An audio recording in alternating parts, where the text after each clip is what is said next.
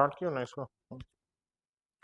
नमस्कार, आप सभी का स्वागत है। Good evening everyone. और आपके पास मैं आज जो है सिलोगिज्म का बेसिक कॉन्सेप्ट लेके आया हूं। तो मुझे लगता है कि आप बेसिक कॉन्सेप्ट को जाने, और बहुत सारे लोगों को प्रॉब्लम होता है बेसिक में। तो सबसे पहले आज हम बेसिक जानते हैं कि सिलोगिज्म में बेसिक जो है स्टार्ट कैसे करना है। कैसे अगर आप एक बार जान जाएंगे तो फिर आई थिंक मुझे लगता है कि कभी भी आप सिलोगिज्म में आपको ये प्रॉब्लम नहीं होगा। और सिलॉक्स से आपके मिनिमम 5 क्वेश्चन तो रहते हैं, 3 to 5 क्वेश्चन आपके पेपर में आता है। चाहे आप प्री का पेपर दो या मेंस का पेपर दो बेटा, चाहे वो क्लर्क का पेपर दो या पीओ का पेपर दो, आपके एग्जाम में सिलोगिज्म्स के सवाल होंगे, डेफिनेटली होगा। और मैं जो ये क्लासेस आज करवा रहा हूं, आई थिंक आप सभी को ये रिकॉर्डेड क्लास मिलेगी। तो मुझे उम्मीद रहेगा कि आप इसको सीखने का कोशिश करें। जिन्हें भी सिलोगिज्म में प्रॉब्लम है, जिन्हें भी सिलॉक्स में थोड़ा प्रॉब्लम होता है, आज उनका बेसिक कॉन्सेप्ट क्लियर हो जाएगा, फर्स्ट पार्ट क्लियर हो जाएगा। और नेक्स्ट क्लास जब मैं आऊंगा सिलोगिज्म का, तो हम आप सभी के सामने एडवांस जो क्वेश्चंस होंगे सिलोगिज्म का, ओनली फ्यू से रिलेटेड, उनसे रिलेटेड मैं क्वेश्चंस करवाऊंगा आपके सामने। तो स्टार्ट करते हैं। फर्स्ट हमें ये ध्यान रखना है, सिलोगिज्म में एक चीज हमें ध्यान रखना है कि बेसिक कॉन्सेप्ट के साथ जब हम पढ़ते हैं तो एक स्टेटमेंट आता है। स्टेटमेंट क्या होता है? सिंपल सा फंडा जानते हो स्टेटमेंट क्या होता है? What is statement? तो स्टेटमेंट का मतलब ये होता है कि कोई भी सेंटेंस जो मीनिंगफुल वर्ड्स हैं, यानी वैसे वर्ड्स जो मीनिंगफुल सेंटेंस का रूप लेता है, वही एक स्टेटमेंट बन जाता है। जैसे हम सभी जानते हैं कि अगर मैं किसी के बारे में बोलता हूं कि आप सभी बहुत अच्छे हैं, भाई आप सभी अच्छे तो हैं, लेकिन किस केस में अच्छे हैं, किस चीजों में अच्छे हैं? तो अगर मैं ये बोलूं तो ये स्टेटमेंट है, बट ये सिलोगिज्म का स्टेटमेंट नहीं है बेटा। क्यों नहीं है? क्योंकि हम सिलोगिज्म में जो स्टेटमेंट बोलते हैं वो बिना लॉजिक का बोलते हैं, जिसको हम कहते हैं इलॉजिकल। बिना लॉजिक का हम स्टेटमेंट कहते हैं। क्योंकि हमें ध्यान रखना होता है सिलोगिज्म में कि मेनली 4 टाइप के ही स्टेटमेंट होते हैं। सिलोगिज्म में मेनली 4 टाइप का स्टेटमेंट होता है, जो आपके सामने दिख रहा है। Generally 4 type of statement syllogism. अब ये 4 टाइप क्या क्या होता है? तो आई थिंक आप सभी को पता होगा, 2 are positive and 2 are negative statement. 2 positive statement होता है और 2 निगेटिव स्टेटमेंट होता है। पॉजिटिव स्टेटमेंट जब होता है तो किस केस से स्टार्ट रहेगा? तो एक ऑल से स्टार्ट होता है और एक सम से स्टार्ट होता है। जब हम पॉजिटिव केस की बात करते हैं, जैसे मैंने बोला कि आप बहुत अच्छे हैं, तो ये आपका स्टेटमेंट है बेटा, ये लॉजिकल का स्टेटमेंट है। लेकिन सिलॉग्स में अगर बोला जाए ऑल, है ना, ऑल राम आर श्याम, तो ये हमारा सिलोगिज्म का स्टेटमेंट हो जाता है। क्यों? क्योंकि ऑल लग गया, सम लग गया। तो ये 2 पॉजिटिव रिलेटेड स्टेटमेंट होंगे और 2 निगेटिव स्टेटमेंट होता है, जो स्टार्ट होता है एक नो से और एक सम के साथ जब नॉट लग जाता है तो ये निगेटिव स्टेटमेंट हो जाता है। Mainly 4 statement. अब कहोगे सर यही 4 क्यों होता है? होते तो बहुत सारे हैं, आप तो सिर्फ 4 ही बता पा रहे हो, होते बहुत सारे हैं। जैसे आप सर बोलते हो only a few, every, each, ये भी तो एक स्टेटमेंट होता है सर, ये भी तो आते हैं, हमारे एग्जाम में पूछे जाते हैं। बिल्कुल होता है। जैसे आप सभी जानते हो कि आप सभी का जो नाम है सर्टिफिकेट में XYZ मान लो, लेकिन क्या आपका जो XYZ नाम सर्टिफिकेट में है, क्या वही घर वाले भी वही नाम से बोलते हैं? या फिर आपका जो दोस्त है बचपन का, जो बचपन से आपके साथ रहता है, क्या वही नाम से आपको बुलाता है XYZ? नहीं, वो कुछ अलग नाम से बोला जाता है। जैसे सिंपल एक एग्जांपल जानते हैं, महात्मा गांधी जी को अलग अलग नामों से लोग बोलते हैं। क्या नाम बोलते हैं? कुछ लोग बोलते हैं फादर ऑफ नेशन, क्या बोलते हैं राष्ट्रपिता कहते हैं, कुछ लोग क्या बोलते हैं बापू कहते हैं। अरे बापू कहो, महात्मा जी बोलो, महात्मा गांधी बोलो, मोहनदास करमचंद गांधी बोलो, किनके बारे में सुना जा रहा है? कौन सुनेगा इस बात को? तो वो गांधी जी के बारे में बात हो रहा है। उसी तरह बेटा ऑल जब हम बोलते हैं तो एवरी का भी मतलब ऑल होता है। तो इसके कुछ हमारे पास उपनाम है, जिसको हम कहते हैं उपनाम। उसी तरह आप जानते होंगे कि आपको आपके वाले क्या बोलते होंगे, वो आपको पता होगा कि वो किस नाम से आपको बुलाते होंगे। आई थिंक आप सब जानते होंगे। उसी तरह मेन यही 2 हमारा पॉजिटिव है और ये 2 निगेटिव स्टेटमेंट होता है। अब जब कोई स्टेटमेंट दे दिया जाए तो फिर उसका क्या निकलेगा? कंक्लूजन। तो कंक्लूजन कितने टाइप के होते हैं? आप सोचो कंक्लूजन कितने टाइप का हो सकता है किसी भी स्टेटमेंट का? तो किसी भी स्टेटमेंट का कंक्लूजन सिर्फ 2 टाइप्स के होते हैं, सिर्फ 2 टाइप का। अब कहोगे सर 2 ही टाइप का क्यों होता है? 2 types of conclusion in A syllogism. अब 2 टाइप्स का ही क्यों होता है? तो एक होता है डेफिनेट और दूसरा होता है पॉसिबिलिटी। डेफिनेट क्या होता है और पॉसिबिलिटी क्या होता है इसके बारे में जान लो। डेफिनेट का मतलब वो जहां श्योरिटी, जहां आप जानते हो, जो कंफर्म है, जिसको गलत नहीं साबित किया जा सकता है, वो श्योर है। जैसे आपसे पूछा जाए कि how many fingers in your hands, आपके हाथों में कितनी अंगुलियां हैं, तो आप क्या बोलोगे? आप तो यही कहोगे ना कि सर मेरे हाथों में 10 फिंगर्स हैं। क्या कहोगे? क्या ऐसा कहोगे कि मेरे हाथों में 10 फिंगर्स होने की पॉसिबिलिटी है? ऐसा बोलेंगे क्या? नहीं बोलेंगे। इसका मतलब आप क्यों नहीं बोल पा रहे? क्योंकि आपको पता है कि मेरा 10 फिंगर्स है। तो जो है, क्या वो हो सकता है? क्या हो सकता है? अगर मेरा नाम गौतम है तो क्या गौतम हो सकता है कि है बोलेंगे? ये बताओ। तो सीधा सा सवाल, तो जिसका डेफिनेट पता होगा क्या उसकी पॉसिबिलिटी आएगी? नहीं आएगी। मैंने अभी पूछा कि अगर आपको डेफिनेट पता है क्या आप पॉसिबिलिटी बोलेंगे? नहीं बोल पाएंगे। आप सोचो क्यों नहीं बोल पा रहे हो? क्योंकि आपको कंफर्म पता है। तो चाहे वो पॉजिटिव बात हो या निगेटिव बात हो, जिसका डेफिनेट पता चल जाए उसकी पॉसिबिलिटी कभी भी नहीं आती है। अब सोचो जिसका डेफिनेट नहीं मालूम, क्या हो सकता है? तो जैसे मान लो कि हाँ, हम सभी के बारे में अगर बात किया जाए और हम सबसे पूछा जाए कि बताओ भैया आपके हेड पे कितने हेयर्स हैं, कितने हेयर्स हैं आपके हेड पे, तो क्या आप में से कोई भी डेफिनेट बोलेगा कि how many hairs in head? कितने हेयर्स हैं आपके हेड में, बता पाओगे? कोई भी बोल पाएगा? नहीं बोल पाएगा। डेफिनेट कौन बोलेगा? डेफिनेट वही बोलेगा जिसका साफ होगा, पूरा क्लियर होगा, वही बोल सकता है ना। और जिसका नहीं है भैया वही तो बोल सकता है। लेकिन हम सब क्या बोलेंगे? डेफिनेट तो बोलेंगे नहीं। हम सब बोलेंगे 1 मिलियन, 1 ट्रिलियन, 1 बिलियन होने की पॉसिबिलिटीज है। मतलब डेफिनेट नहीं पता तो क्या बोला जा रहा है? पॉसिबिलिटी। इसका मतलब ये ध्यान रखिएगा कि जब आपके पास किसी भी स्टेटमेंट का बात हो जाए, चाहे वो पॉजिटिव स्टेटमेंट हो जाए या निगेटिव स्टेटमेंट हो जाए, तो जब पॉजिटिव स्टेटमेंट की बात करें या निगेटिव स्टेटमेंट की बात करें, किसी का बात करें, तो हमेशा याद रखना कि जिसका डेफिनेट पता हो उसकी पॉसिबिलिटी कभी नहीं सही होगा, और जिसका डेफिनेट नहीं पता हो उसका सिर्फ और सिर्फ पॉसिबिलिटी राइट होगा। ये क्लियर है? तो बस इसी चीज को समझना होता है सिलोगिज्म में। ये अगर आप क्लियर कर लिए तो समझ लो बेटा कि आपको प्रॉब्लम नहीं होगा कभी भी सिलोगिज्म में। अगर आप मुझे जानते हैं तो ये डेफिनेट है, आपका दोस्त मुझे नहीं जानता है तो वो पॉसिबिलिटी में बोलेगा हाँ गौतम सर हो सकते हैं एक महिंद्रा में, हो सकते हैं नहीं भी हो सकते हैं। अगर तुमने अपने दोस्त से पूछा क्या महिंद्रा के किसी भी फैकल्टी को जानते हो, तो वो बताओ रीजनिंग का कोई फैकल्टी के बारे में जानते हो आप, तो आपका दोस्त क्या बोलेगा कि भैया अगर वो नहीं पढ़ता है तो वो तो यही बोलेगा कि सर हो सकता है कि आपके, है ना, क्लासेस में हो सकता है गौतम सर हो सकते हैं, नितेश सर हो सकते हैं, चिरस्मिता मैडम हो सकती है, हो सकता है। उनको नहीं पता है तो नहीं भी हो सकते हैं।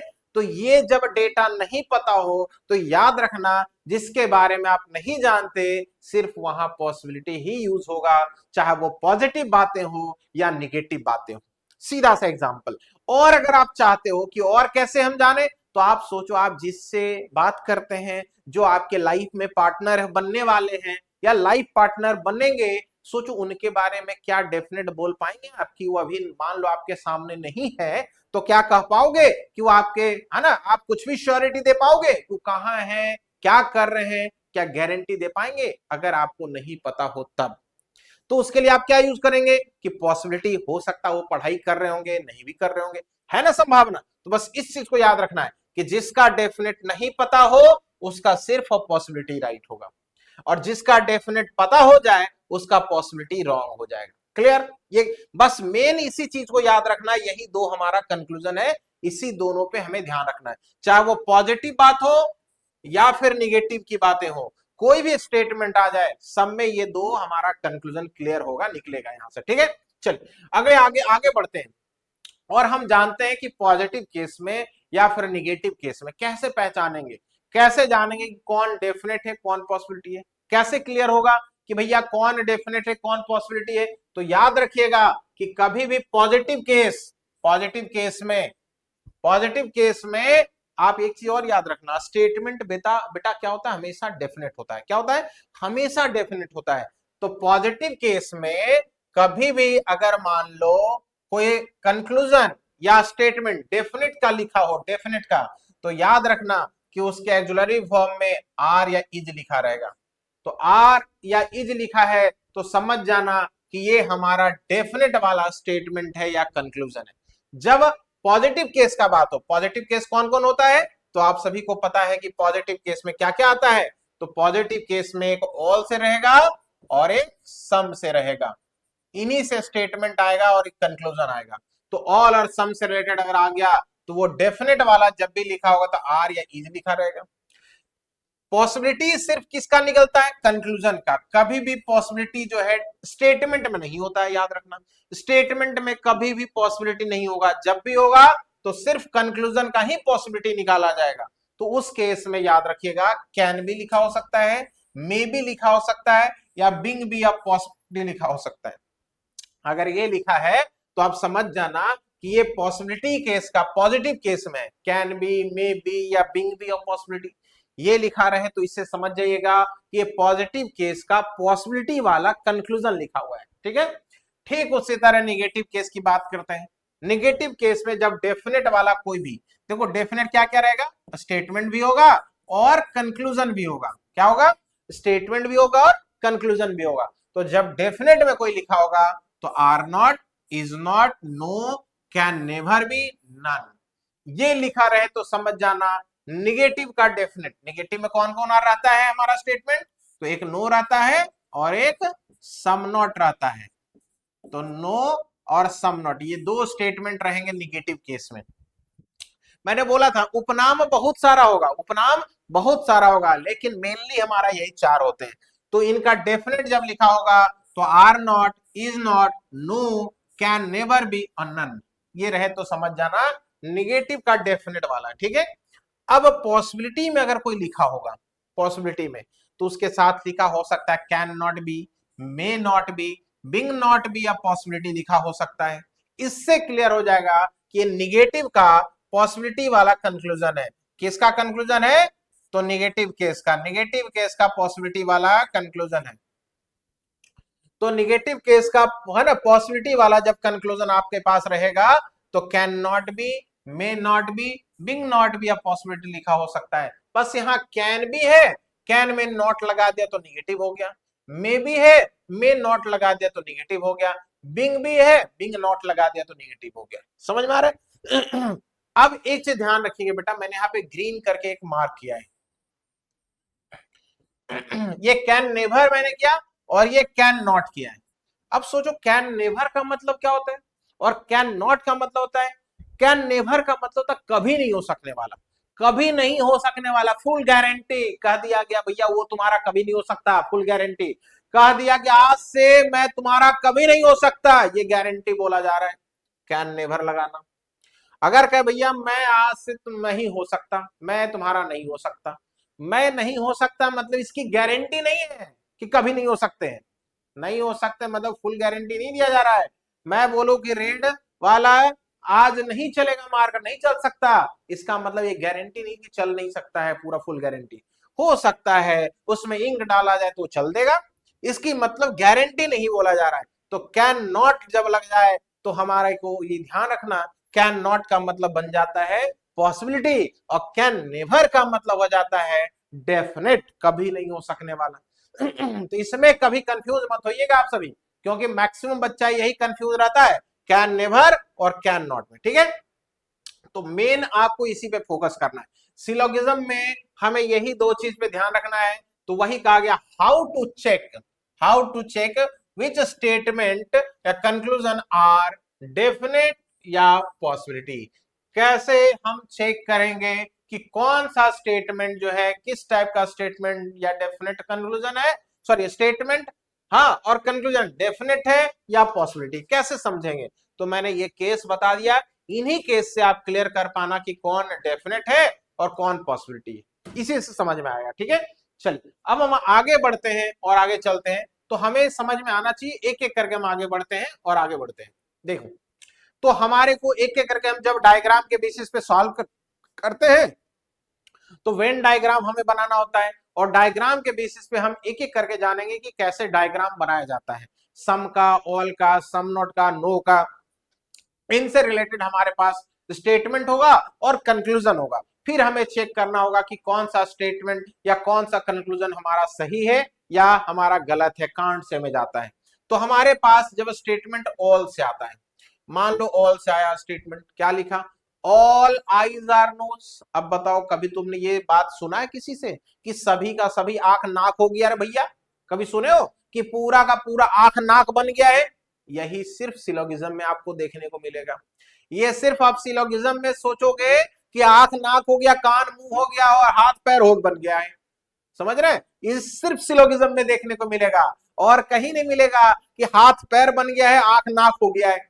ये सिर्फ सिलोगिज्म में मिलेगा। सिलोगिज्म में ही कहा जाता है कि ऑल हैंड्स आर माउथ। आप समझ सकते हैं यहाँ कि ऑल हैंड्स आर माउथ। कभी सुने हो किसी से कि ऑल हैंड्स माउथ हो गया है? तो ये सिंपल सा लॉजिक है, ये इलॉजिकल है। क्या है? इलॉजिकल। ये चैप्टर है जो है इलॉजिकल है, क्योंकि इसमें कुछ भी कह दिया जाए। कभी सुने हो कि बॉयज गर्ल्स हो गया है? वो सब ऑर्केस्ट्रा में आपने सुना होगा कभी कि बॉयज गर्ल्स बन जाता है। भैया सिलोगिज्म में डायरेक्टली कह दिया जाता है कि ऑल बॉयज आर गर्ल्स। अब बताओ, सारे के सारे बॉयज गर्ल्स हो गए। कभी आपने देखा है कि बॉयज गर्ल्स बन चुका है? तो ये सिर्फ सिलोगिज्म में, ये आपको सिलोगिज्म में मिलेगा। उसी तरह बोला ऑल आईज आर नोज, मतलब पूरा का पूरा जितना भी आंख है आपका वो सब नाक हो गया है। अब बताओ, जितने आईज हैं, ऑल आईज मतलब सारे आईज। समझ रहे भाई क्या बात हो रहा है? पूरे आईज क्या है? नोज है। तो पूरा का पूरा आईज किसके अंदर चला गया? नोज के अंदर। तो जो पार्ट जिसके अंदर जा रहा है, मतलब पूरा आईज किसके ऊपर डिपेंड हो गया? नोज के ऊपर। तो जो डिपेंड हो रहा है वो सब्जेक्ट, और जिस पे डिपेंड हो रहा है वो कहलाता है प्रेडिकेट। समझ में आ रहा है? यानी कहने का मतलब ये है कि हमारा फर्स्ट जो एलिमेंट होगा वो सब्जेक्ट बन जाएगा और सेकंड वाला जो एलिमेंट है वो प्रेडिकेट हो जाता है, जिसको हम ऑब्जेक्ट बोलते हैं। तो इसका मतलब डायग्राम क्या बनेगा कि जितना भी आईज होगा, किसी का इतना भी आईज होता है छोटा सा, किसी का इतना बड़ा भी होता है। इसका मतलब सारे आईज के बारे में बात हो रहा है कि जितना भी आईज है वो सब का सब क्या हो गया? तो हमारा नोज हो गया। डायग्राम बेटा ऐसे बना लेना आप सभी। तो जितने आईज है वो सब नोज हो गए। अब आप इसका डायग्राम बना लिए। अब कंक्लूजन आपसे पूछा है और पूछा जा रहा है कि बताओ कौन सा कंक्लूजन इसमें सही है। पहले नंबर पे बोला गया है, अच्छा ये देखो कि ये जो स्टेटमेंट दिया गया वो तो डेफिनेट में ही रहता है और कंक्लूजन भी सारे डेफिनेट में ही लिखे हैं। मतलब सिर्फ डेफिनेट वाला भी चेक किया जा रहा है कि जो कंक्लूजन हमारा दिया है वो सब डेफिनेट में ही लिखा है। तो हमें पता है कि डेफिनेट तो तभी सही होगा जब हमें डायरेक्ट पता होगा। अगर आपको डायरेक्ट नहीं पता होगा तो क्या आप डेफिनेट बता पाओगे? नहीं बता पाओगे। इसका मतलब क्या है? Some eyes are nose. ये पूछा कितना आईज भैया? कुछ eyes. Some eyes are nose, कहा कुछ आईज नोज हैं। अब देखो कुछ आईज, क्या जब हमने बोल दिया कि पूरा आईज नोज के अंदर है तो सम आईज भी तो उसी के अंदर है। तो ये डेफिनेट हो गया, राइट? डेफिनेट हो गया। जब हमने बोला मेरे पास 5 अंगुली है एक हाथ में, तो अगर कोई पूछे आपसे कि आपके एक हाथ में 2 अंगुली है तो क्या बोलेगा? है या हो सकता है? बताओ। हो सकता है बोलोगे? कभी नहीं ना। क्या कहोगे? मेरा सर 5 अंगुली जब है सर तो 2 होगा कंफर्म। ये है सर। इसका मतलब अगर हमने कहा कि जब हमारा हमारा आर्मी चीफ ने प्रेस कॉन्फ्रेंस में बोल दिया कि हम 9 जगह पे बम मारे हैं, 9 जगह पे मिसाइल दागे हैं, तो भैया ये डेफिनेट है। उसमें कोई कहेगा कि 2 जगह मिसाइल दागा हुआ तो वहां भी 2 जगह हुआ है, कंफर्म है। उसी तरह सम आइज आर नोज, कंफर्म। दूसरा, सम नोज आर आइज। अब बताओ, जब कहा जा गया है कि पूरा आइज नोज के अंदर, तो इतना वाला नोज का पार्ट किसके अंदर आया होगा? आइज के अंदर तो आया होगा, कंफर्म है। इसीलिए बोला सम नोज आर आइज। तो yes, 100% some nose are eyes है, कंफर्म हो गया। आर किसको इंडिकेट कर रहा है? डेफिनेट। कौन सा केस में? तो पॉजिटिव केस में डेफिनेट को। और हमने बोला कि डेफिनेट जब पता हो पॉसिबिलिटी गलत हो जाएगा। तो इन सब में जितने भी डेफिनेट लिखे हैं इन सब का कोई पॉसिबिलिटी राइट नहीं होगा, सारा का सारा इसका पॉसिबिलिटी रॉन्ग हो जाएगा। ठीक है। अब ये लास्ट वाला कंक्लूजन क्या बोला है? All eyes are nose. कहा है कि सभी आईज नोज हैं। अब सोचो, सभी आईज नोज हैं। अभी सेम चीज अगर मुझे कहा जाए कि महिंद्रा इंस्टीट्यूट कोलकाता के मौलाली ब्रांच में है, ये आपको कहा गया, तो आपसे अगर कोई पूछे कि महिंद्रा का कोई ब्रांच है मौलाली में, तो आप क्या कहेंगे? महिंद्रा का मौलाली में ब्रांच है या हो सकता है, ये बताओ। आप क्या कहोगे, हो सकता है या है? आप यही कहोगे ना कि सर महिंद्रा जो है, महिंद्रा का ब्रांच मौलाली में है, क्या हो सकता है बोलेंगे आपको अगर पता है तो? नहीं। ठीक उसी तरह अगर मेरा नाम गौतम है और आपसे कोई पूछे कि बताओ आपके रीजनिंग वाले सर का क्या नाम है जो आपको पढ़ाते हैं, तो अगर आप मेरे से पढ़ते हैं तो आप मुझे क्या बोलेंगे, गौतम हो सकता है या गौतम है? ये बताओ, मेरा नाम गौतम हो सकता है या है? क्लियर? ठीक उसी तरह अगर स्टेटमेंट में ऑल आइज आर नोज दिया है तो इससे क्लियर ये होता है, और आपसे अगर पूछ दिया कंक्लूजन में कि सभी आइज नोज हैं या हो सकते हैं, बताओ, तो आप कहोगे सर ये है, हो सकता है बोलेगे तो गलत हो जाएगा। मतलब ये हुआ कि री स्टेटमेंट ऑलवेज राइट, यानी स्टेटमेंट का बात अगर कंक्लूजन में आ जाए तो वो सही हो जाएगा। हमेशा याद रखना, कहीं कहीं पे आपको दिखेगा ये मिस्टेक, लेकिन ये याद रखिएगा, खुद से एनालिसिस करिए और देखिए कि जो चीज आपको पता है क्या उसके बारे में बोलेंगे कि वो हो सकता है? नहीं ना बोल सकते। उसी तरह जब आपको ऑल आइज आर नोज पता है और उसी से रिलेटेड अगर पूछ दिया कि ऑल आइज आर नोज या all eyes can be nose, तो आप कहोगे sir all eyes are nose. समझ में आ रहा है? तो ये ध्यान रखिएगा, ऑल का डायग्राम ऐसे बनाना है। यही 3 डेफिनेट कंक्लूजन राइट होगा हमारे ऑल के, है ना, स्टेटमेंट से। अब आते हैं नेक्स्ट स्टेटमेंट है सम से। क्या बोला statement? Some hungry are poor. अब देखो कह रहा कितना हंग्री, कुछ हंग्री। तो हंग्री क्या है? सब्जेक्ट है। पुअर क्या है? प्रेडिकेट है। तो कहा गया कुछ हंग्री पुअर हैं, कुछ भूखे गरीब हैं। आप तो पता है भैया कुछ भूखे गरीब होते हैं, है ना। तो जैसी बोला सम हंग्री आर पुअर, तो डायग्राम ऐसे बनेगा, हंग्री का सम पार्ट पुअर में तो पुअर भी सम हंग्री में। तो जब कुछ हंग्री पुअर है, कुछ, है ना, भूखा जब गरीब है, तो गरीब भी तो कुछ भूखा हो गया है कि नहीं हो गया, बताओ। तो स्टेटमेंट जब ऐसा रहे तो डायग्राम आपको ऐसे बनाना है, समझ गए, इस तरह से। तो अब आपका जो डेफिनेट कंक्लूजन निकलेगा वही ये 2 डेफिनेट कंक्लूजन निकलेगा। क्या निकलेगा? कि सम पुअर आर हंग्री। तो भाई बिल्कुल सही बात है कि जब हंग्री वाला कुछ पार्ट पुअर में गया तो पुअर का भी तो कुछ पार्ट हंग्री में आ गया, तो ये डेफिनेट हो गया। आर लगा है, आर किसको इंडिकेट करता है? डेफिनेट को। ठीक उसी तरह लिखा है कि सम हंग्री आर पुअर, कह रहा कुछ हंग्री पुअर हैं, तो ये भी बिल्कुल सही बात है। तो यही 2 डेफिनेट क्लियर होगा, यहां से 2 डेफिनेट। अब आप डेफिनेट यही दोगा। क्या आप कभी ऐसा बोलेंगे कि ऑल हंग्री आर पुअर, कभी बोलोगे ऐसा, बताओ? या कभी ऐसा बोलेंगे ऑल पुअर आर हंग्री, ऐसा बोलोगे कभी आप? ये सब डेफिनेट है जो आप नहीं बोल सकते हैं। ये डेफिनेट वाला क्या हो जाएगा? रॉन्ग हो जाएगा। क्यों? क्योंकि ऑल नहीं पता था, सम पता है। तो ऑल से सम निकल जाता है, लेकिन सम से ऑल डेफिनेट नहीं होगा। तो इसके लिए क्या यूज करना है? इसके लिए पॉसिबिलिटी यूज करेंगे। क्या यूज करेंगे? कैन बी यूज करेंगे। क्या यूज करेंगे? तो कैन बी यूज करेंगे, तब जाके ये सही होगा। फिर कैन बी रहेगा तब हम कहेंगे all hungry can be poor, all poor can be hungry, तब जाके ये क्लियर हो जाएगा। समझ रहे हैं? तो बस ये ध्यान रखना। ठीक उसी तरह यहाँ पे भी आप, यहाँ ऑल आइज आर नोज बोले सही है, लेकिन इसमें अगर बोला कि ऑल नोज आर, है ना, जैसी बोला कि ऑल नोज आर आइज, तो ये बेटा गलत हो जाएगा। क्यों? क्योंकि ऑल नोज के बारे में आइज को नहीं पता था, तो ये गलत हो जाएगा। लेकिन अगर यहाँ पे कैन बी बोल देता, कैन बी, कि all nose can be eyes, तो ये सही हो जाता। ठीक है, तो ये ध्यान रखिएगा। एक चीज और याद रखिएगा कि अगर स्टेटमेंट पॉजिटिव है तो कंक्लूजन डेफिनेट सिर्फ पॉजिटिव वाला ही राइट होगा, कभी निगेटिव का डेफिनेट नहीं राइट होगा, याद रखिएगा। अगर स्टेटमेंट पॉजिटिव है तो निगेटिव का डेफिनेट कभी भी राइट नहीं होता है, और अगर स्टेटमेंट निगेटिव है तो फिर आपका कंक्लूजन कभी पॉजिटिव का डेफिनेट राइट नहीं होगा। क्लियर?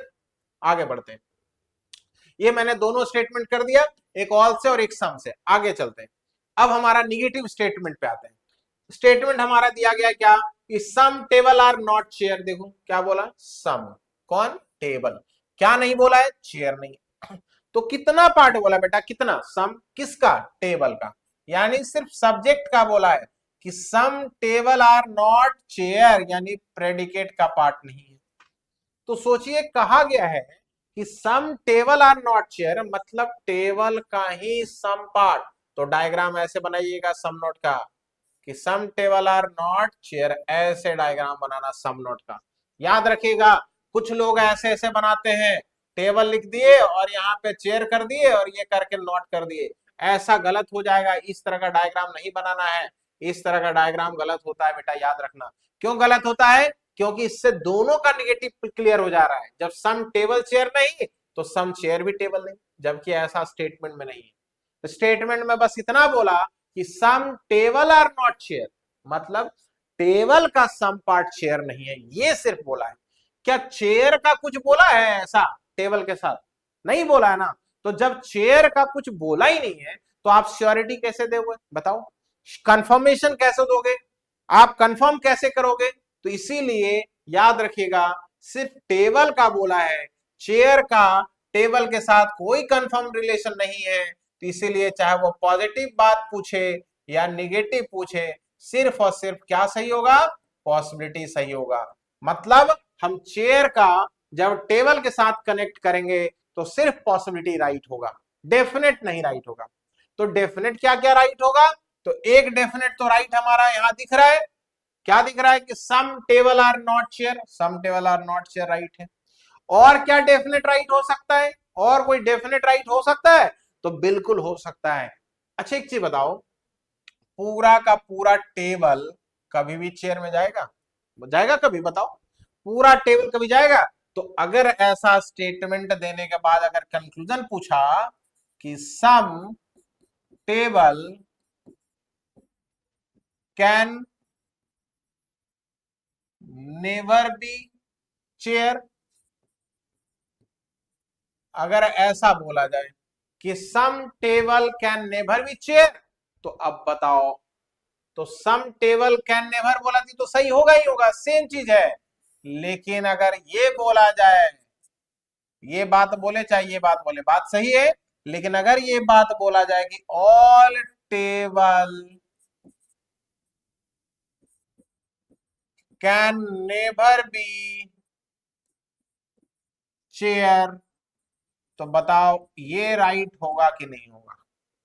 अगर ये कह दिया जाए कि all table can never be chair, तो सभी टेबल कभी भी चेयर हो पाएगा? बताओ, सभी टेबल कभी भी चेयर में जाएगा? तो सभी टेबल कभी भी चेयर में नहीं जाएगा। क्यों? क्योंकि स्टेटमेंट बोला है सम टेबल आर नॉट चेयर, इसलिए ये दोनों का मीनिंग तो सेम ही हुआ। सम नॉट बोले चाहे सम टेबल कैन नेवर बोले, बात बराबर। लेकिन ये अगर बोला जा रहा है कि all table can never be chair, तो ये भी राइट हो जाएगा कि पूरा टेबल कभी भी चेयर नहीं होगा। पूरा टेबल कभी भी चेयर होगा क्या? नहीं होगा, ये कंफर्म है। क्यों? क्योंकि सम टेबल जब नहीं है तो पूरा कभी जा ही नहीं सकता, और जब कभी जा नहीं सकता तो कैन नेवर यूज कर लेंगे, हम बोलेंगे कि कैन नेवर बी। इसीलिए ये दो डेफिनेट राइट होगा, इसका तो हम यही सेम मीनिंग बता दिए। तो बस ये ध्यान रखिएगा, एक some table are not chair, उसी का part some table can never be chair, ये एक हो गया, और दूसरा all table can never be chair, ये सही हो जाएगा। लेकिन याद रखिएगा ये टेबल जब सब्जेक्ट में रहेगा तभी सही होगा, प्रेडिकेट में कोई भी डेफिनेट राइट नहीं हो रहा है। प्रेडिकेट का साथ अगर सब्जेक्ट को मिलाते हैं तो सिर्फ और सिर्फ पॉसिबिलिटी राइट होगा। जैसे अगर हम कंक्लूजन 1 पे लिखे ऑल चेयर आर बोलेंगे तो गलत, क्योंकि ऑल चेयर आर टेबल बोलेंगे तो गलत हो जाएगा। तो इसलिए हम वहां यूज क्या करेंगे? हम वहां सिर्फ यूज करेंगे कैन नेवर बी, यूज करेंगे हम all chair can be, sorry can never नहीं, can be, all chair can be table, ये राइट हो जाएगा। दूसरा क्या राइट होगा? सम चेयर, सब कैन बी राइट होगा। तीसरा क्या होगा? ये सब देख रहे हैं possibility, some chair can not be table, no chair can be table. ये सिर्फ और सिर्फ क्या सही हो रहा है? पॉसिबिलिटी सही हो रहा है। इसका मतलब ये हो रहा है can be, can not B और कैन बी, ये सिर्फ क्या सही हुआ? तो सब्जेक्ट में यहां कौन है? चेयर है। अब प्रेडिकेट कौन है? टेबल है। तो चेयर का जब टेबल के साथ कोई भी कनेक्शन होगा तो सिर्फ और सिर्फ पॉसिबिलिटी राइट होगा, डेफिनेट कुछ भी राइट नहीं होगा बेटा। ये सारा का सारा डेफिनेट ही गलत हो जाएगा और सारा का सारा पॉसिबिलिटी राइट होगा, याद रखिए। डेफिनेट में बस ये याद रखना है और हमें ये ध्यान रखना है। तो सम नोट का डायग्राम ऐसे बनाना है। अगले हम आते हैं नो का। तो जब स्टेटमेंट में नो दे दिया जाए और कहा जाए कि नो कॉलेज इज स्कूल, कहा गया नो कॉलेज इज स्कूल। अब आपके पास ऐसा स्टेटमेंट आया कि नो कॉलेज इज स्कूल, तो जैसे ही बोला कि नो कॉलेज मतलब नो खत्म, नो मतलब खत्म, टाटा बाय बाय गुड बाय, आज से तू अलग हम अलग दुनिया अलग ना, क्यों? क्योंकि नो रिलेशन लग गया। तो जहां नो लग गया कि कोई भी कॉलेज स्कूल नहीं, तो सब्जेक्ट का प्रेडिकेट के साथ जब नो रिलेशन है तो याद रखिएगा कि जब पूरा का पूरा कॉलेज स्कूल नहीं तो कुछ कॉलेज भी स्कूल नहीं। तो जब कॉलेज स्कूल नहीं है तो क्या स्कूल कॉलेज है? नहीं है। इसका मतलब कॉलेज का स्कूल के साथ नो रिलेशन। तो डायग्राम ऐसे बना लेना बेटा, जब आपसे नो का रिलेशन दे तो इस तरह का डायग्राम बनाना कि कोई भी कॉलेज स्कूल नहीं होगा। अब डेफिनेट क्या क्या राइट होगा? तो आपके पास डेफिनेट यहां लिखा हुआ है कि some college are not school, ये राइट होगा। क्यों राइट होगा? क्योंकि जब पूरा कॉलेज स्कूल नहीं तो सम पार्ट कभी जाएगा? बताओ, कभी नहीं आएगा। तो आर नॉट डेफिनेट है, राइट होगा। यहाँ पॉजिटिव कभी नहीं आएगा, क्यों? क्योंकि स्टेटमेंट ही निगेटिव है, समझ रहे हैं? तो no some college are not school, right. दूसरा, some college are not school college, ये भी सही होगा कि जब कॉलेज वाला स्कूल नहीं है तो स्कूल वाला भी तो कॉलेज नहीं है, सम। क्यों? क्योंकि क्या ये स्कूल वाला पार्ट इसके अंदर है? नहीं है। क्यों? क्योंकि पूरा ये पार्ट इसके अंदर नहीं आएगा। तो जब पूरा नहीं आएगा तो कुछ भी नहीं आएगा। All college are not school, सही बात है। All school can never be college, सही बात है। एक चीज याद रखिएगा, यहाँ पे देख रहे हो सब आर नॉट सही हो रहा है, आर नॉट सही हो रहा है, आर नॉट सही हो रहा है। आर नॉट किसको इंडिकेट करता है? याद रखिए, कैन नेवर बोले, आर नॉट बोले, बात बराबर, ये सब डेफिनेट को इंडिकेट करता है और वो निगेटिव का। मतलब यहाँ पे थोड़ा ध्यान रखना एक चीज है, क्या ध्यान रखना है कि अगर हम आर के साथ नॉट लगा देते हैं, आर के साथ अगर हम सॉरी ऑल के साथ अगर हम नॉट लगा देते हैं तो ऑल मतलब सभी और नॉट मतलब नहीं, सभी नहीं का मतलब होता है कोई नहीं। तो ऑल प्लस नॉट मिलके क्या बन जाएगा? नो। ऑल प्लस नॉट मिलके नो बन जाता है। तो हम all college are not school बोले या नो कॉलेज स्कूल बोले, बात बराबर। नो स्कूल इज कॉलेज बोले या all school are not college बोले, बात बराबर। ठीक उसी तरह all college can never be school बोले या some school can never be college बोले, बात बराबर। मतलब कैन नेवर आर नॉट याद रखिएगा। तो ऑल प्लस नॉट मिलके नो बनता है। ऑल मतलब सभी और नॉट का मतलब नहीं, तो सभी नहीं का मतलब कोई नहीं, बिल्कुल अलग, समझ रहे? बस ये ध्यान रखिएगा। तो डायग्राम मैंने बता दिया कि ऑल का डायग्राम कैसे होता है, आपको ये ध्यान रखना है। ऑल का डायग्राम ऐसे होगा, सम का डायग्राम ऐसे होगा और उसके बाद सम नॉट का डायग्राम ऐसे बनाना है और नो का डायग्राम ऐसे बनाना है। ये चार डायग्राम मैंने आपको बता दिया और इन्हीं चार डायग्राम से रिलेटेड आपके पास क्वेश्चन पूछा जाएगा और आपका स्टेटमेंट आता है और फिर आपके पास कंक्लूजन आएगा और इन्हीं को देख करके हमें सही करना है। मेनली आपको याद क्या रखना है? मेनली आपको ये याद रखना है कि कौन डेफिनेट है और कौन पॉसिबिलिटी है, पॉजिटिव का या निगेटिव का, कौन डेफिनेट है और कौन पॉसिबिलिटी है। मेनली आपको ये याद रखना है, बस ये ध्यान रखना है कि कौन डेफिनेट में लिखा है या पॉसिबिलिटी में लिखा है। अब इसके बाद आपके पास क्वेश्चंस आते हैं और आपको क्वेश्चन दिया गया है और इसको सॉल्व करना है। तो आपके पास ये स्टेटमेंट दिया गया और आपके पास ये 5 ऑप्शन ऐसे दिए हुए हैं। तो सबसे पहले जो स्टेटमेंट लिखा है उसे हम देखते हैं क्या लिखा है। स्टेटमेंट लिखा है ऑल ऑरेंज आर एप्पल, कितना? ऑल। कौन? ऑरेंज, किसमें? एप्पल में। तो हमारे को पता चला कि सब्जेक्ट क्या मिला? ऑरेंज मिला। सब्जेक्ट क्या मिला? ऑरेंज। प्रेडिकेट क्या है? एप्पल। तो जैसे ही बोला कि ऑल ऑरेंज आर एप्पल, इसका मतलब पूरा का पूरा ऑरेंज वाला पार्ट किसके अंदर आ गया? एप्पल के अंदर आ गया। आगे बोला सम एप्पल, कितना apple? Some apple are not banana. अब देखो sorry are banana, are not नहीं है, are. Some apple are banana बोला है तो क्या एप्पल के साथ बनाना का कनेक्शन हुआ ना? क्या बनाना ऑरेंज के साथ कोई कनेक्शन जुड़ा? नहीं जुड़ा। तो अभी सब एप्पल बनाना है, तो हम ऑरेंज में नहीं ऐड करेंगे बनाना को। तो हम डायग्राम ऐसे बना लेंगे कि सम एप्पल आर बनाना। आगे लिखा ऑल बनाना, कितना बनाना? ऑल बनाना आर मैंगो, मतलब जितना बनाना है वो सब किसके अंदर? तो मैंगो के अंदर। तो ऑल बनाना आर मैंगो हमने ऐसे कर दिया। आगे बोला सम बनाना आर फ्रूट्स। अब देखो कुछ क्या है, बनाना के बारे में बोला कि सम बनाना आर फ्रूट्स। अब बताओ सम बनाना जब फ्रूट्स में है तो पूरा का पूरा बनाना तो मैंगो में है, इसका मतलब बनाना लेंगे तो मैंगो को आना कंफर्म है, लेकिन एप्पल को कंफर्म नहीं होगा, याद रखना। ये बनाना अगर मैंगो में है तो कहीं से भी बनाना को टच करेंगे तो मैंगो उसके अंदर आ जाएगा, इसीलिए तो हम कहेंगे कि सम बनाना जो है वो फ्रूट्स के अंदर है। तो जैसे ही सम बनाना फ्रूट्स में आया तो सम मैंगो भी फ्रूट्स में आ गया, ये हो गया कंफर्म। अब आपके पास कंक्लूजन दिया जा रहा है, और सॉरी, अब आपके पास कंक्लूजन आ रहे हैं और कंक्लूजन को चेक करना और देखना है। तो हमारे को यही डेफिनेट जो हमारे पास, डेफिनेट हमारे पास यही हमारा स्टेटमेंट का डायग्राम हो गया। अब कंक्लूजन चेक करेंगे। लिखा है कंक्लूजन में सम ऑरेंज आर बनाना, करा कुछ ऑरेंज बनाना है, तो ऑरेंज और बनाना के बीच कोई डायरेक्ट कनेक्शन नहीं है, ये गलत। और ये आर किसको इंडिकेट करता है? पॉजिटिव का डेफिनेट को, पॉजिटिव का डेफिनेट को।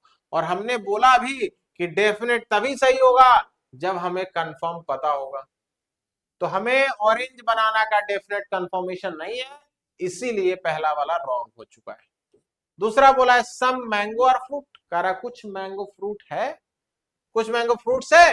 तो जब बनाना फ्रूट्स में आया और पूरा बनाना मैंगो में है तो सम मैंगो वाला भी पार्ट तो फ्रूट्स के अंदर आ गया, तो ये राइट हो गया।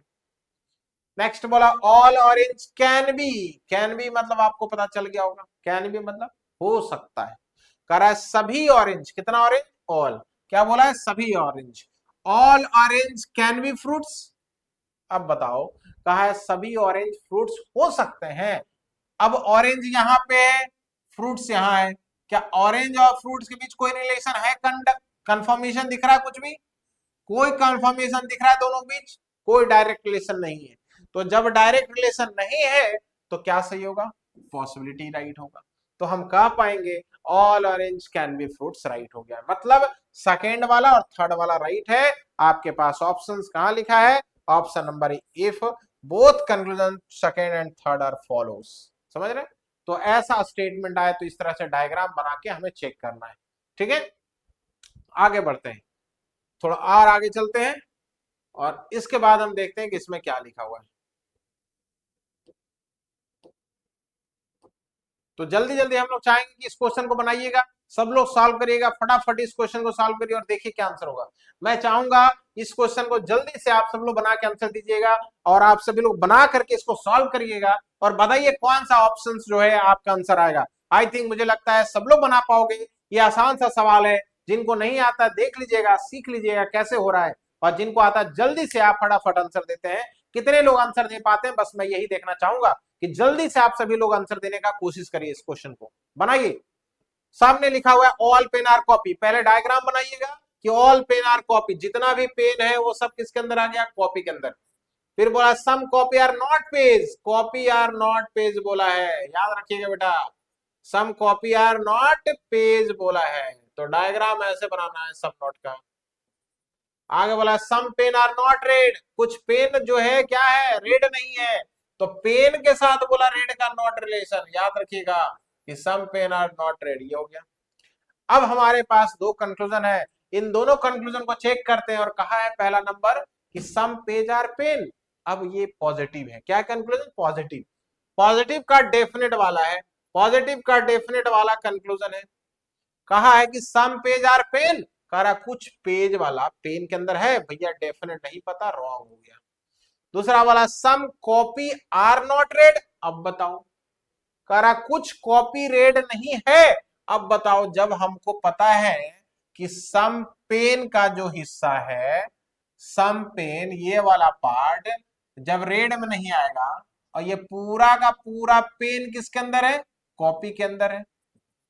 तो जब पता है कि पूरा पेन कॉपी में है और सम पेन अगर रेड में नहीं जाएगा तो इतना दूर जो कॉपी का हिस्सा आया होगा वो कभी जाएगा रेड में? बताओ, क्या वो कॉपी वाला पार्ट कभी रेड में आएगा?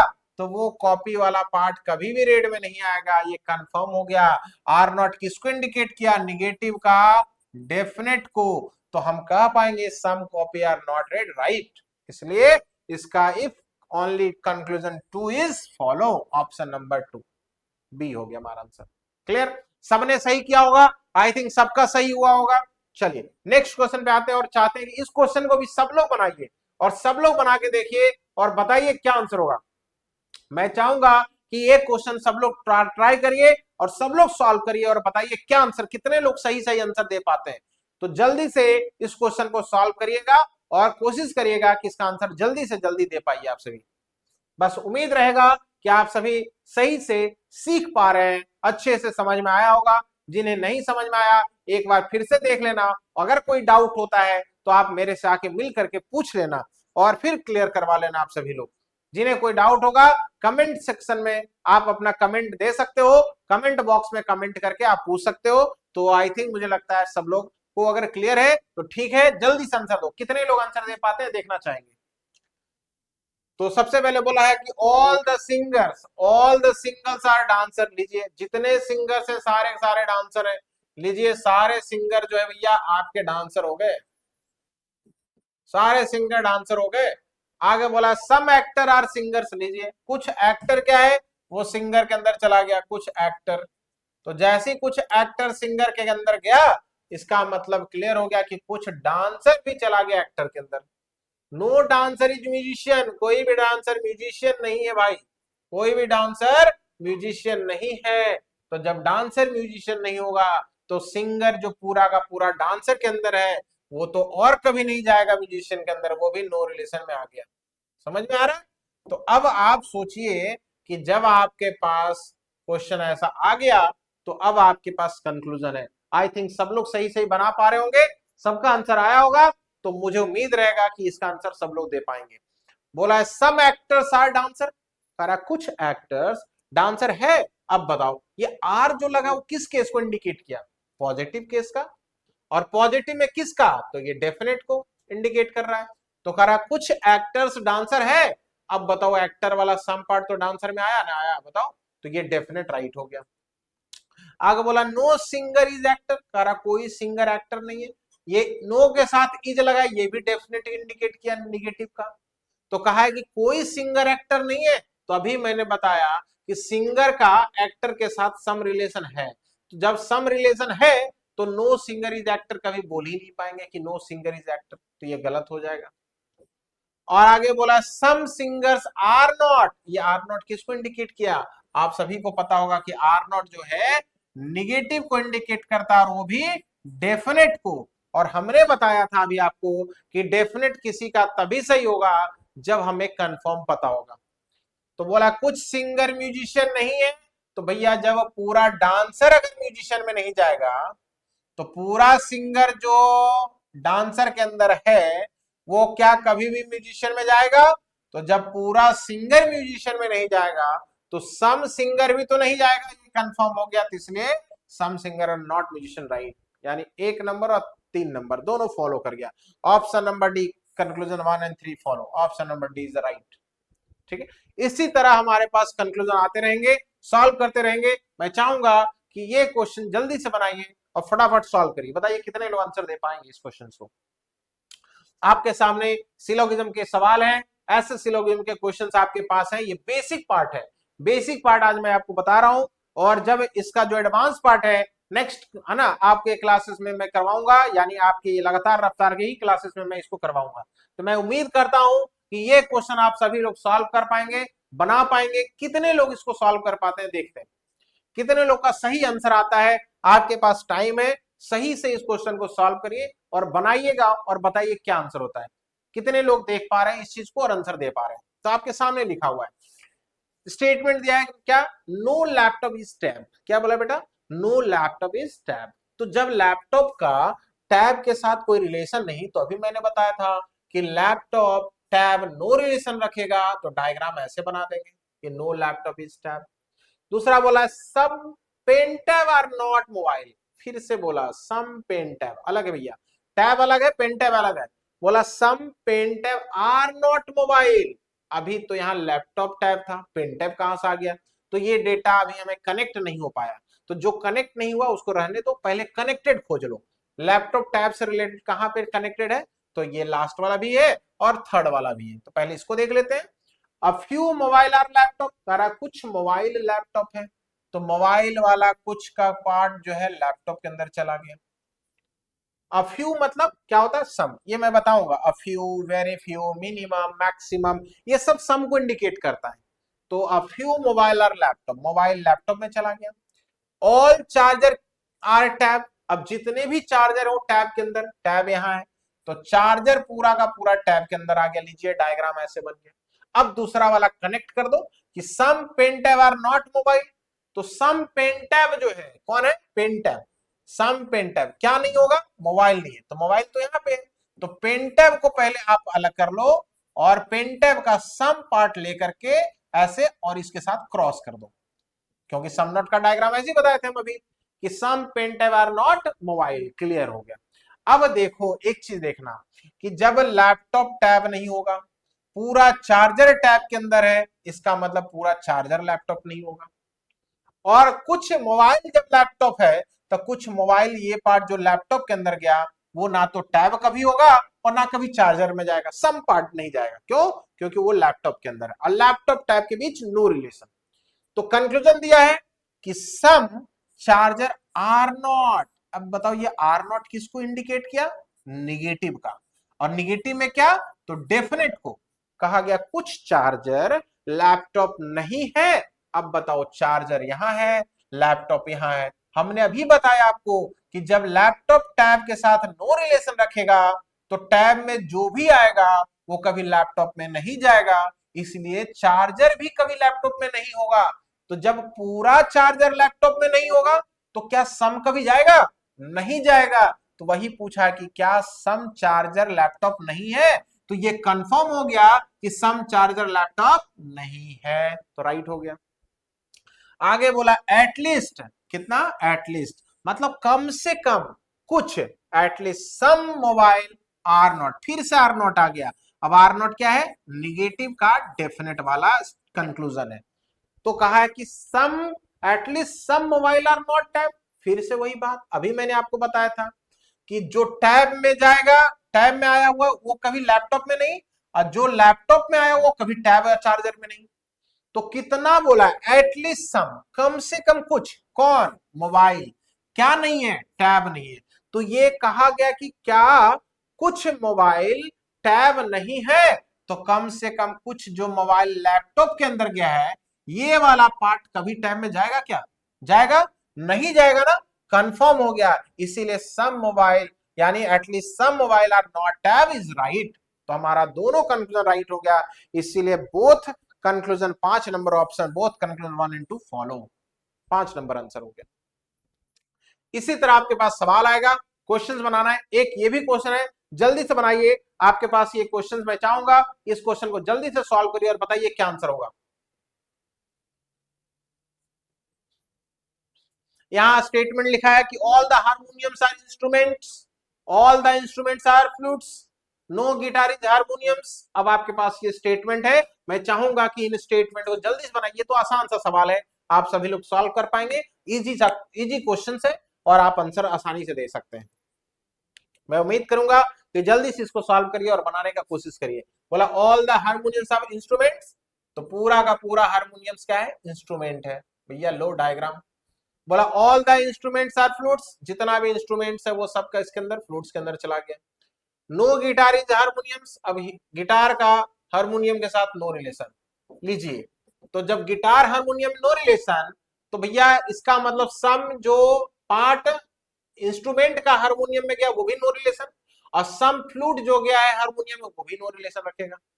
मतलब सम हारमोनियम, पूरा हारमोनियम तो कभी गिटार में नहीं आएगा, लेकिन सम इंस्ट्रूमेंट भी गिटार नहीं होगा और सम फ्लूट भी गिटार नहीं होगा। तो अब ये हमारे को डेटा कंफर्म हो गया। अब इसका हमारे पास कंक्लूजन है, पहला नंबर कंक्लूजन पूछा है, क्या पूछा कि all the fluids are instrument, कहा सभी फ्लूइड्स इंस्ट्रूमेंट है। अब देखो आर लगा है, अभी पता होना चाहिए आर किसको इंडिकेट करता है, डेफिनेट को, और ये डेफिनेट किसका, तो पॉजिटिव केस में, क्योंकि नॉट नहीं लगा है, फिर सिर्फ आर है। तो हमने देखा कि सिर्फ आर लिखा हुआ है, तो हमसे कहा कि सभी फ्लूइड्स इंस्ट्रूमेंट है। अब बताओ क्या सभी फ्लूइड्स का पार्ट इंस्ट्रूमेंट के अंदर है, तो ये गलत हो जाएगा। क्यों, क्योंकि हमारे को तो सम ही दिख रहा है ना कि सम फ्लूइड्स जो है वो इंस्ट्रूमेंट में गया, क्योंकि हमारा इंस्ट्रूमेंट तो ये वाला पार्ट है कि नहीं, तो इसलिए पहला गलत हो गया। दूसरा बोला ऑल द हार्मोनियम्स आर फ्लूइड्स, करा सभी हार्मोनियम्स फ्लूइड्स है। हाँ, अब पूरा हार्मोनियम्स किसके अंदर, इंस्ट्रूमेंट के अंदर, अब पूरा इंस्ट्रूमेंट किसके अंदर, फ्लूइड्स के अंदर। तो बताओ अगर एक अंगुली इस हाथ में और ये हाथ पूरा बॉडी में, तो एक अंगुली पूरा बॉडी में है या नहीं, है ना। उसी तरह यहाँ पूरा हार्मोनियस फ्लूइड्स के अंदर हो गया, तो ये राइट हो गया, ओनली 2 फॉलोज।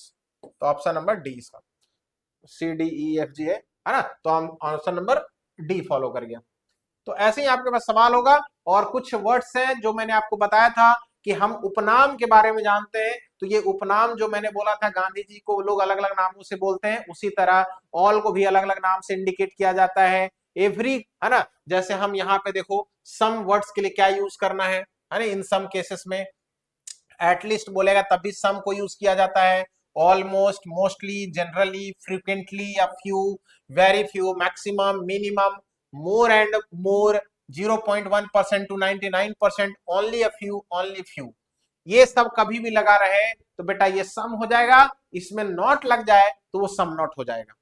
ठीक उसी तरह some words are used in all के केसेस में, इन ऑल के केसेस में, ऑल का केस में क्या होगा, एवरी का भी मतलब ऑल, ईच का भी मतलब ऑल, एनी, 100%, ओनली, अलोन, ये सब का भी मतलब ऑल। लेकिन डायग्राम बेटा इसका अलग होगा, मैं बताऊंगा। ओनली अलोन का डायग्राम मतलब ओनली अलोन बोले दोनों एक ही चीज है केवल, तो डायग्राम जो है बिल्कुल चेंज होता है। उसी तरह ठीक ओनली अ फ्यू या ओनली फ्यू, इनका डायग्राम अलग होगा। मैं आपको इसके अगले क्लास में बताऊंगा इनका डायग्राम कैसे बनता है। सम वर्ड्स जो यूज है नो के केसेस में, कौन सा नो के केसेस में यूज होता है, तो नन का भी मतलब नो, नॉट अ सिंगल का भी मतलब नो, 0% का भी मतलब नो, ये सब सारे केसेस जो है नो को इंडिकेट करता है। ठीक है, तो ये सारी चीजें हैं जो हमें ये याद रखना है, ध्यान रखना है, ये सारे केसेस। नेक्स्ट पार्ट आपके पास जरूर लेके मैं आऊंगा। तो मुझे लगता है कि आज बस इतना ही, ये फर्स्ट पार्ट आपके सामने मैंने, है ना, आपको दिखाया, सिलोगिज्म का बेसिक कॉन्सेप्ट आपको समझाया मैंने, और मुझे उम्मीद है कि आप सभी लोग ये बेसिक कॉन्सेप्ट क्लियर कर चुके होंगे, सभी को समझ में आ गया होगा। जिन्हें नहीं समझ में आया होगा आप कमेंट बॉक्स में कमेंट कर दीजिएगा, बताइएगा कि कहां पे नहीं समझ में आया। मैं चाहूंगा, पूरी कोशिश करूंगा कि फिर से मैं समझाने का ट्राई करूं। So thank you everyone, thank you so much.